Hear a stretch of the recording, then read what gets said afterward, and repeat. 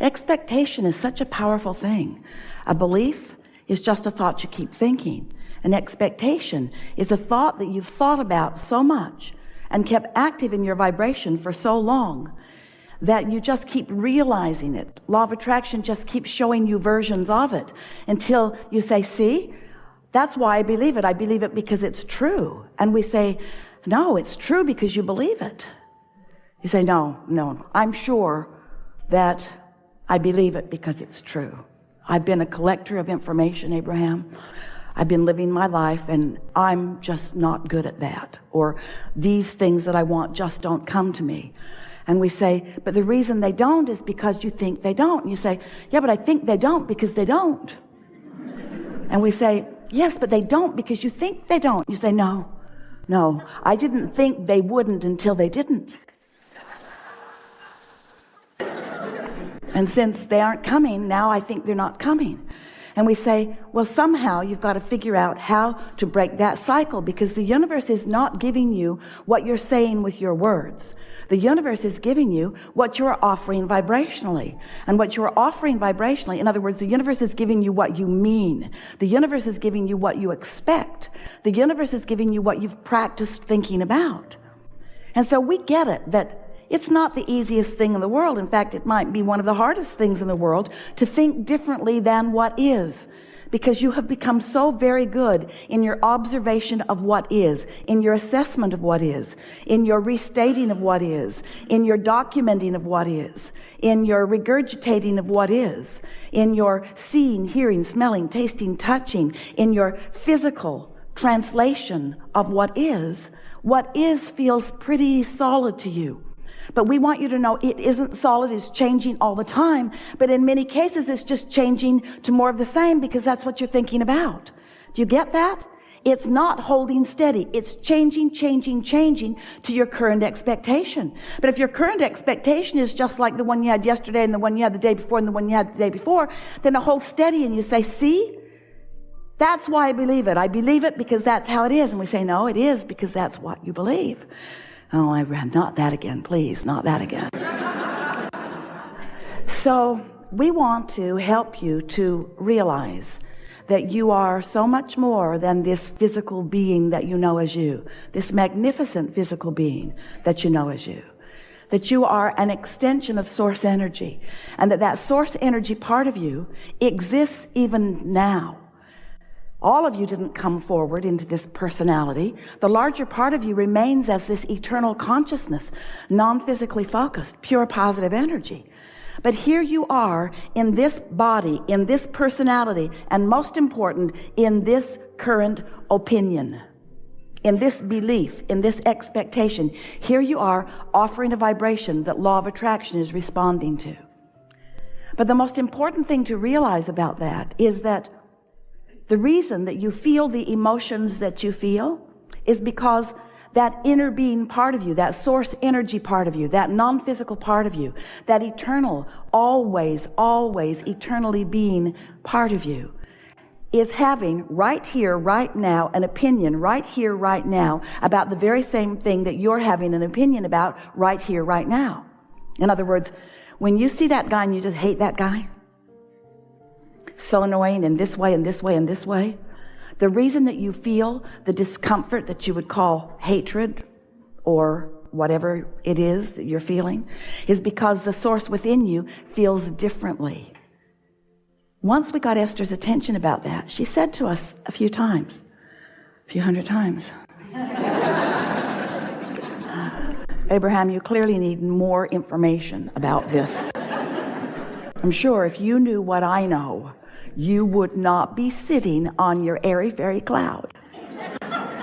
If you knew what I know, you would feel about this like I feel about this. And it took a while for Esther to come to understand that we don't go there. And when she does, she feels the separation is too strong a word, but she feels the vibrational variance between who she really is and who she's allowing herself to be in that moment. And that discord is really what we want to talk about, because this gathering is about the art of allowing alignment rather than discord, the art of being tuned in, tapped in, turned on to who you really are rather than being separated is too strong a word, but you can pinch yourself off pretty good from who you really are and what you really know. So over time, we've been talking with you about who you are. You are so important to the equation of the eternal expansion that we all are. You said, I'll go into this physical experience and I'll explore and I'll see, I'll hear, I will experience the contrast, the variety. And out of it, I will come to my personal conclusions about what I personally prefer. And the reason that you did that so clearly, you knew that so clearly before you got here, is because you understood that the whole purpose of the variety is for choosing. You said, I'll make choices that are important to me. And you knew that in doing that, you would launch rockets of desire, that you would send out vibrational rockets, because you weren't even considering your vocabulary in those days. You knew that you were an emanator of perspective, that you would emanate with clarity whatever it was that you were giving your attention to. And when you know what you don't want, you emanate a rocket of what you do want. And we said, and we will remain here non-physically focused, free of all resistance of a physical nature. And when you send off a rocket of something you prefer, we will hold steady to that rocket, and we will hold firm to the equation that you are establishing moment by moment. And as you evolve because of this time-space reality, so will we. And we will hold to the expansion that you carve out. And you said, okay. Sounded really good to you, because you knew that as we held to that expansion, that you would be able to tell in every moment by the way you feel how close to your expanded version you are holding, or how much you have deviated from it, you see. So your emotions let you know. If you're feeling wonderful, that means you've launched lots of rockets of desire, and you are in this moment not offering a thought, belief, or expectation that contradicts the desire that you hold. You're right up to speed with who you are. And in that moving with the flow of who you really are, you feel elation, you feel passion, you feel exhilaration, you feel really good, you feel love and appreciation, you feel joy. But if you are feeling frustration or overwhelmment, if you are feeling angst of any kind, if you are feeling anger, or if you are feeling grief, if you are feeling revenge, or any of those negative emotions that feel like despair or fear, then that means that your perspective in this moment is so far apart from the perspective of your source about the same thing. That's the most important thing to understand. It isn't that we are focused upon something entirely different and that's why we feel good.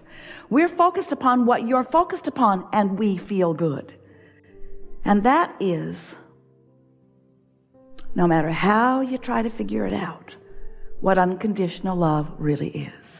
We maintain our alignment with that which is love, regardless of the condition. Now, Esther wants to say, well, Abraham, if you were in the condition where I am, you might be feeling differently.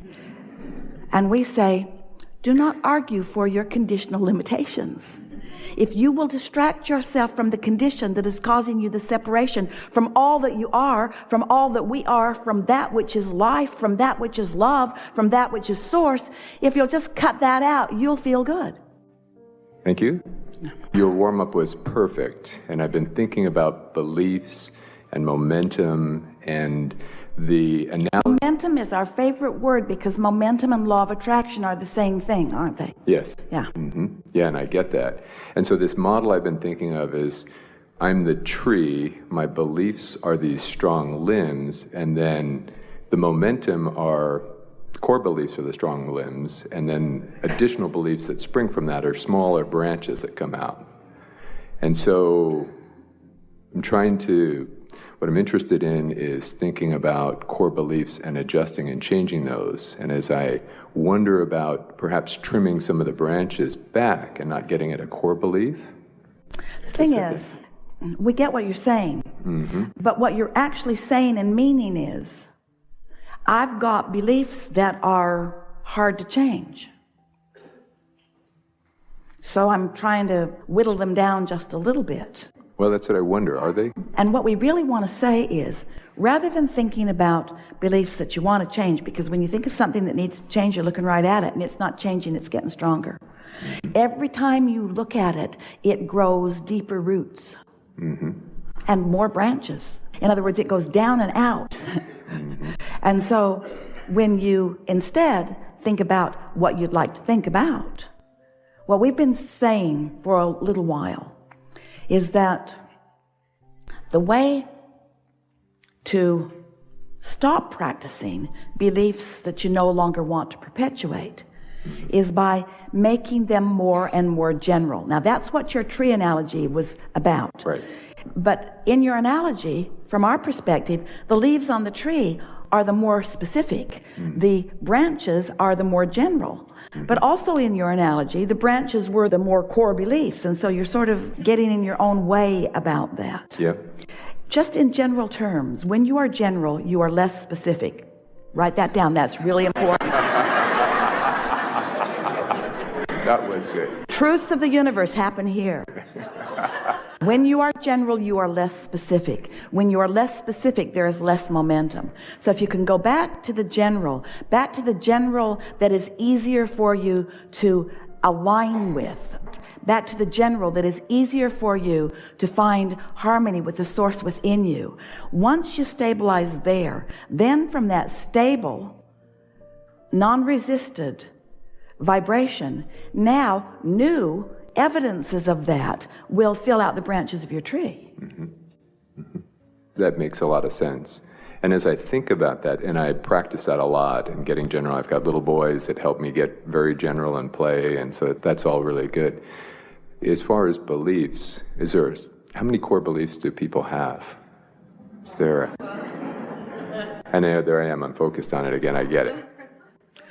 Well, let's get back to the really core of who you are. From the source energy perspective of who you are. So there is not believing, and then there is hoping, and then there is believing, and then there is knowing. That's sort of the continuum of this vibration of belief. So the source within you knows these things about you. And if you want to talk about core beliefs, we think these are the beliefs that we would be focused upon. You are worthy beyond description, and you are brilliant beyond description. You are good. You are source. That is your core. And every bit of moving from that is a flawed premise and a distortion. So there are so many things that humans focus upon out here in the physical world that contradicts their core beliefs. Now there are many more we can go for. A core belief, a source energy, core belief is that all really is well. That we are eternal beings. So think about how many things that you might stumble across in a day that contradict that knowing that the source within you holds, that well-being does abound. So maybe it would be easier for you to just say, well, I've got one core belief, and that's in well-being. And anytime I deviate from that, then I get crossways of what the source within me really knows. So then you take that knowing that source within you holds, knows, is, and understand that source, inner being, whatever you want to call it, is focused right here out on the leading edge with you, right here in the moment where you're doing whatever it is you're doing, with all of that knowing, that core believing, that opinioning, all of that focused right here with you. And you can tell in every single moment what your deviation of that core is. You can just tell. So we really want to say to you, we don't want to be impertinent, but we sort of kind of do.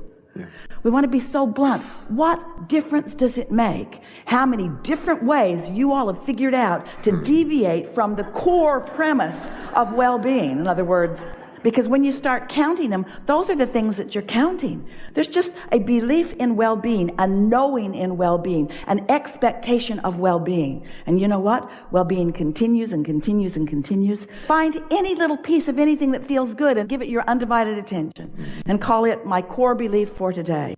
Yeah. My core belief for today, things are always working out for me. In what way, in this moment, can the universe demonstrate to me the goodness that is me, the clarity that is me, the love that is me, the worthiness that is me?